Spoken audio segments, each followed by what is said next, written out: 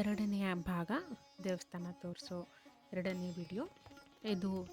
ಮಾವಾರಾಹಿ ದೇವಸ್ಥಾನ ಗರ್ಭಗುಡಿ ದರ್ಶನ ಮಾಡಿ ಆಚೆ ಬಂದಾಗ ಹೀಗೆ ಬಂದು ನಾವು ಮತ್ತೆ ಅಮ್ಮನವರ ದರ್ಶನ ಮಾಡ್ಬೋದು. ಇದು ಸ್ವಲ್ಪ ದೂರದಿಂದ ಕಾಣುತ್ತೆ, ಯಾಕಂದರೆ ಗರ್ಭಗುಡಿ ತುಂಬ ದೂರದ್ರಲ್ಲಿ ಇರೋದ್ರಿಂದ. ನಾನು ಹೇಳ್ದಂಗೆ ಹೋಗಬೇಕಾದ್ರೆ ಈ ಥರ ಫುಲ್ಲು ಸುತ್ತಲೂ ಜಾಗ ಇದೆ, ತುಂಬ ಚೆನ್ನಾಗಿ ಜಾಗ ಬಿಟ್ಟಿದ್ದಾರೆ. ಅಮ್ಮನವ್ರ ದರ್ಶನ ದೂರದಿಂದ ಇದ್ರೂ ಮಾಡ್ಕೋಬೋದು ಅನ್ನೋ ಕಾರಣಕ್ಕೆ ತುಂಬ ಚೆನ್ನಾಗಿ ಅವರು ಜಾಗನ ಬಿಟ್ಟಿದ್ದಾರೆ. ತುಂಬ ಚೆನ್ನಾಗಿ ರಂಗೋಲಿಗಳನ್ನ ಹಾಕಿದ್ದಾರೆ. ಆಬ್ವಿಯಸ್ಲಿ ನೀವು ಈ ಥರ ರಂಗೋಲಿ ನೋಡ್ತಿದ್ರೇ ತಿಳ್ಕೊಬೋದು ಎಲ್ಲಿ ಇದು ಪ್ರದೇಶ ಅಂತ. ಇದು ಪಾಕಶಾಲೆ, ಇಲ್ಲಿ ಎಲ್ಲ ಪ್ರಸಾದ ಎಲ್ಲನೂ ಹಂಚುವಿಕೆ ಮಾಡ್ತಾರೆ. ಇಲ್ಲಿ ಅದರದ್ದು ತಟ್ಟೆಗಳು ಭಕ್ತಾದಿಗಳು ತಿಂದು ತೊಳೆದಿಟ್ಟಿರುವಂಥ ಪಾತ್ರೆಗಳನ್ನೆಲ್ಲ ಇಲ್ಲಿ ಇಟ್ಟಿದ್ದಾರೆ. ಹಾಗೆ ಅಲ್ಲಿಂದ ಹೀಗೆ ಮುಂದೆ ಬಂದರೆ ನಾವು ಆ ಕಡೆ ಆವಾಗಲೇ ವಿಗ್ರಹಗಳನ್ನ ಭಾಗ ಒಂದಲ್ಲಿ ನೋಡಿದ್ದೆಲ್ಲ ದೇವರದ್ದು ವಿಗ್ರಹಗಳನ್ನ ಇಟ್ಟಿದ್ರು.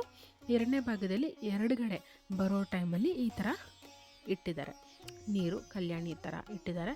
ಏನಪ್ಪ ಇಲ್ಲಿನ ವಿಶೇಷ ಇನ್ನೊಂದು ಅಂತ ಅಂದರೆ, ಇಲ್ಲಿ ಜಲವಾರಾಹಿ ಅಂತ ಇಲ್ಲಿ ಸ್ಥಾಪನೆ ಮಾಡಿದ್ದಾರೆ ಅಮ್ಮನವ್ರನ್ನ. ಇದ್ರದ್ದು ವಿಶೇಷ ಅಂದರೆ ಕೇಳಿಬಿಡಿ, ಎಷ್ಟು ಸಂತೋಷ ಆಯಿತು ಅಂದರೆ, ನಾವು ಬರಬೇಕಾದ್ರೇ ಅಲ್ಲಿ ಒಂದು ಅಂಗಡಿ ಇತ್ತು, ಅಲ್ಲಿ ನಾವು ಅರಶಿನ ಕೊಂಬುಗಳನ್ನ ತೊಗೊಬೋದು. 50 ರೂಪಾಯಿ ಒಂದು ಡಬ್ಬ ಅಂತ ಹೇಳಿದ್ರು, ತೊಗೊಂಡ್ವಿ. ಏನಕ್ಕೆ ಅನ್ನೋದು ನಮಗೂ ಮೊದಲನೇಯಾಗಿ ಗೊತ್ತಿರಲಿಲ್ಲ. ತೊಗೊಬೇಕಾದ್ರೆ ಅವ್ರು ಹೇಳಿದ್ರು.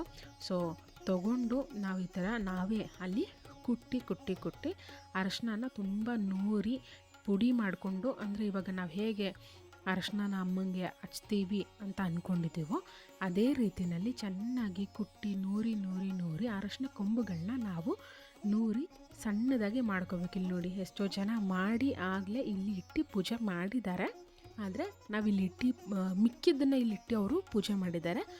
ಮೇನ್ ಅದ್ರ ಏನಕ್ಕೆ ಅನ್ನೋದು ಬೇರೆಯೇ ಇದೆ ನೋಡಿ. ಎಲ್ಲ ಕಡೆ ಅಂದರೆ ಅವ್ರವ್ರ ಫೆಸಿಲಿಟಿ, ಅವ್ರವ್ರು ಹೇಗೆ ಕೂತ್ಕೊಂಡು ಮಾಡಬೇಕು ಅನ್ನೋ ಥರ ಇದೆಯೋ ಆ ಥರ ಅನುಕೂಲಗಳನ್ನ ಅವ್ರು ಮಾಡಿಕೊಟ್ಟಿದ್ದಾರೆ ದೇವಸ್ಥಾನದವ್ರ ಭಕ್ತಾದಿಗಳಿಗೆ.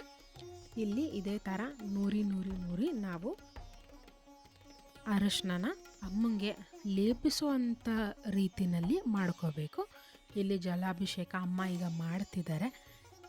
ಇದೇ ವಿಡಿಯೋ ಮತ್ತೆ ಮುಂದಕ್ಕೆ ಕಂಟಿನ್ಯೂ ಆಗುತ್ತೆ ಭಾಗ 3ನಲ್ಲಿ. Please stay tune.